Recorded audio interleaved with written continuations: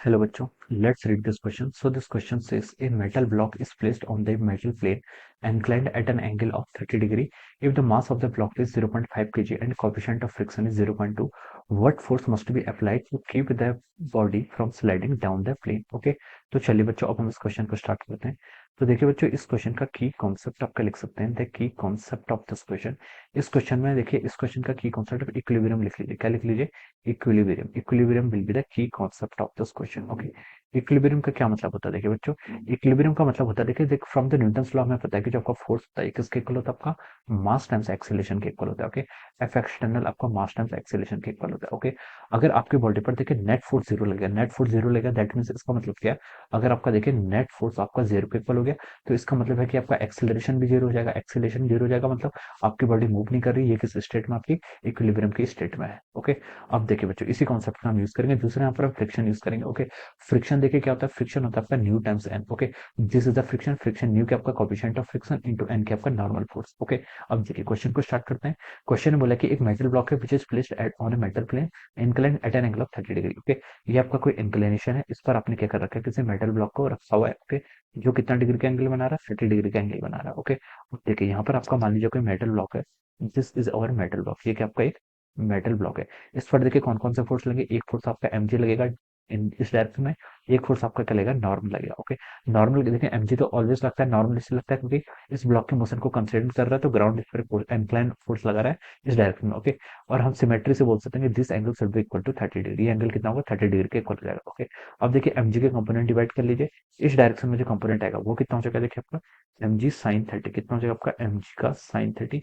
और जो आपका इस नॉर्मल के अपोजिट डायरेक्शन में लेगा, this is called our MG cos 30। Okay, एक कंपोनेंट आ गया। ओके, अब देखिए और कौन सा कंपोनेंट आएगा? आपने एमजी के कंपोनेंट आएगा। ये सरफेस क्या है? आपके रफ सरफेस है, क्वेश्चन में गिवन कर रखा है। देखिए कोएफिशिएंट ऑफ फ्रिक्शन बोला है, तो यहाँ पर एक आपका फ्रिक्शन फोर्स लगेगा इस डायरेक्शन में। Okay, this is the direction of friction force. Friction force देखिए एक्सेलरेशन पॉसिबल है किसके कारण? एमजी साइन थीटा के कारण। तो फ्रिक्शन फोर्स उसके अपोजिट क्या करता है? अपोज करता है, तो फ्रिक्शन फोर्स अपोजिट डायरेक्शन में जाएगा। ओके, अब क्वेश्चन में बोला कि व्हाट मिनिमम फोर्स हमें अप्लाई करना है to keep the body from sliding down the plane. Okay, इस बॉडी की टेंडेंसी डाउन डायरेक्शन में, तो हम एक क्या करेंगे? इस पर एक फोर्स लगाएंगे ऐसे। ओके, एक फोर्स ऐसे लगाएंगे जो क्या करेगा? आपकी इस बॉडी को नीचे जाने से रोक देगा। ओके, तो ये फोर्स आपका कितना होना चाहिए? हमें ये बताना है। ओके, अब देखिए ये फोर्स कब होना चाहिए? देखिए आपका जब एक्सेलरेशन जीरो यानी कि नेट फोर्स आपका जीरो होना चाहिए।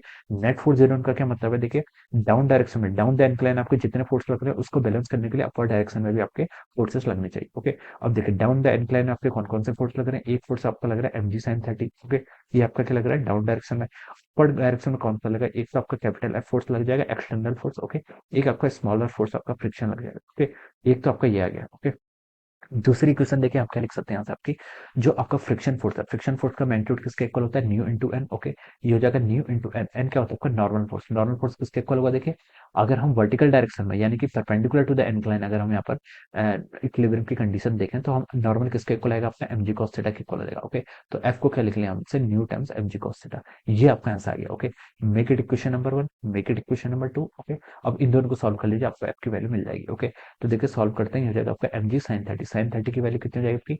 1/2 के इक्वल एफ, ये आपको कैलकुलेट करना है, प्लस न्यू। न्यू की वैल्यू कितनी देखिए आपकी? 0.2 इंटू मास। ओके, मास कितना क्वेश्चन में गिवन आपको? मास आपको 0.5 केजी है ना, 0.5 इंटू जी।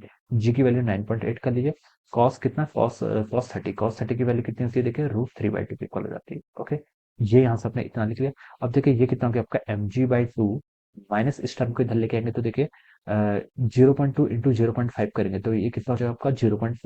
0.2 इंटू 0.5 करेंगे तो आपका 0.1 हो जाएगा, माइनस 0.1 इंटू कितना? 9.8 इंटू आपका √3/2 हो जाएगा। This is equal to our F, ये आपका एफ के इक्वल हो जाएगा। ओके, अब देखिए यहाँ पर भी एम की वैल्यू कितनी है? 0.5 इंटू 9.8 कर लीजिए। 0.5 इंटू 9.8 को बाई 2 करेंगे तो आपका 4.9 के इक्वल हो जाएगा। माइनस देखिए कितना हो जाएगा आपका?